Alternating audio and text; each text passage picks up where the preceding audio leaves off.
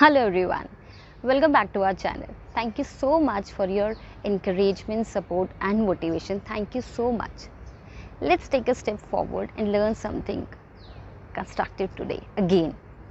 आज हम उस बारे में बात करेंगे जो क्वेश्चन सबके माइंड में घूमता है। और पता है क्या है वो क्वेश्चन? परफेक्ट रिलेशनशिप कैसे बनाई जाए, ये परफेक्ट रिलेशनशिप हम कैसे अटेन कर सकते हैं। सबको एक परफेक्ट पार्टनर की नीड है। सब चाहते हैं कि उसका पार्टनर परफेक्ट अंडरस्टैंडिंग के साथ हो, परफेक्ट केयर करता हो, एक परफेक्ट लव हो। एक माइंडसेट है सबके, एक ओपिनियन, एक थॉट प्रोसेस है माइंड में कि हमें ऐसा पार्टनर चाहिए। परफेक्ट तो एग्जिस्ट नहीं करता, but there are some perfect secrets to make it happen. तो हम आज इसी बारे में बात करेंगे और ऐसे कुछ 10 सीक्रेट्स हैं, 10 मंत्रास हैं जिनको प्रैक्टिस में लाने के बाद हम एक रिलेशनशिप को परफेक्ट बना सकते हैं। So stay tune till end of the video because I am going to tell you the main magic mantra behind the perfect relationship. So let's begin. First mantra or the first secret is acceptance. Yes, accept the way the people are. Because सबकी अपनी अपनी कुछ अपब्रिंगिंग्स होती है, अपनी अपनी कुछ ethics होती है, अपनी अपनी कुछ लर्निंग्स होती हैं. जो जैसा है उसको वैसे एक्सेप्ट करने की कोशिश की जाए. बिकॉज हम कोशिश करते हैं कि जैसा हमें चाहिए सामने वाला वैसे बने, उस वे आउट में वो अपने एक्सप्रेशंस दे, अपना जो उसका हमारे साथ रिलेशनशिप है, कुछ हमारे कुछ पर्सपेक्टिव होते हैं. जब हम किसी इंसान को ओपनली एक्सेप्ट कर लेते हैं, उसको ब्रीदिंग होती है, रिलेशनशिप बहुत अमेजिंग हो जाता है. तो the first secret behind a perfect relationship is accept your partner the way he or she is. Second mantra is make your partner that he or she is important. Make him feel that ways. For example, when I talk to someone, when I speak to someone, और मुझे ऐसा लगे that person is trying to impose him on me, जो वो अपनी opinions मुझ पे impose करने की कोशिश करे, अपनी लाइक्स और डिसलाइक्स मुझ पे इम्पोज करने की कोशिश करे, तो मुझे ऐसा फील होता है कि वो ज़्यादा इम्पॉर्टेंट है. और जब बेसिकली हम किसी से बात करते हैं और वो हमें प्यार से बात करे, तो हमें ऐसा लगता है कि जैसे कि वो नहीं, मैं ज़्यादा इम्पॉर्टेंट हूँ. That means you have to make your partner feel that ways that he or she is important. Third mantra is about understanding. Have that understanding with your in your relationship with your partner. एक understanding, एक breathing बहुत required है. उनके perspectives को भी समझना उतना ही ज़रूरी है जितने हम चाहते हैं कि हमारे पर्सपेक्टिव को समझें. कभी कभी हम कुछ ऐसी बात पे, कुछ ऐसे रीजंस पे स्टक हो जाते हैं जहाँ हमें लगता है हम सही हैं और सामने वाला गलत.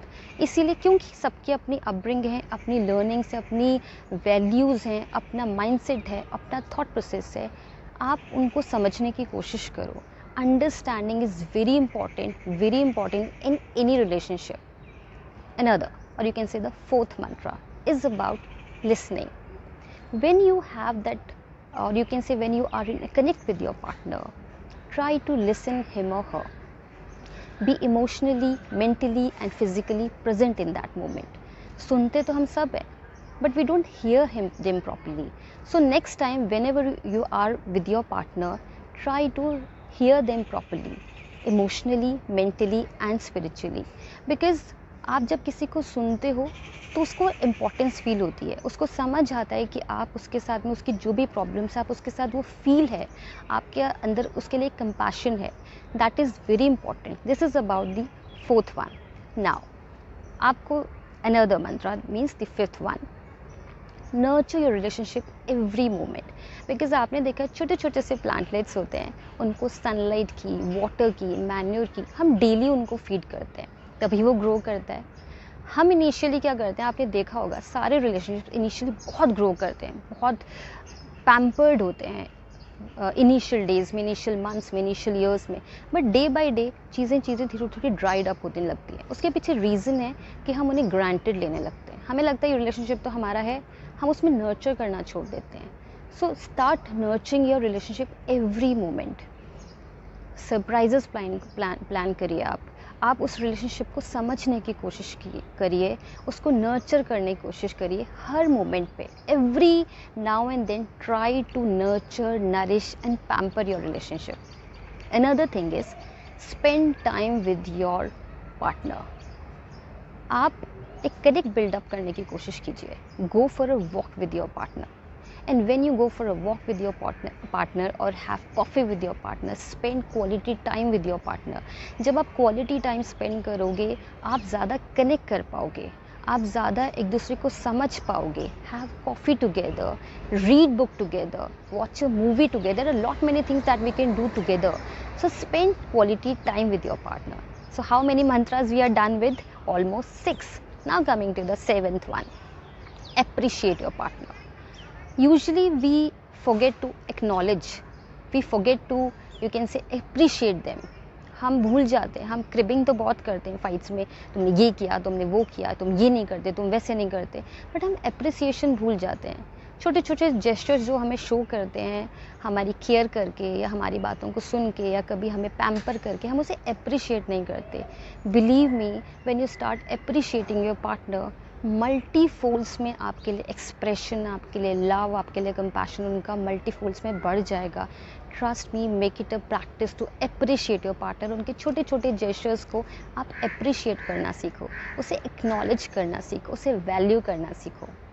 Next is about your unconditional love. This is your 8th mantra. Yes, unconditional love is very important. आप एक्सपेक्टेशंस छोड़ दो, कंडीशंस लगाना छोड़ दो, इफ्स एंड बट्स लगाना छोड़ दो. ऐसा होगा तो मेरा अटैचमेंट होगा, ये करोगे तो मेरे लिए आपके लिए केयर बढ़ जाएगा. Don't do this.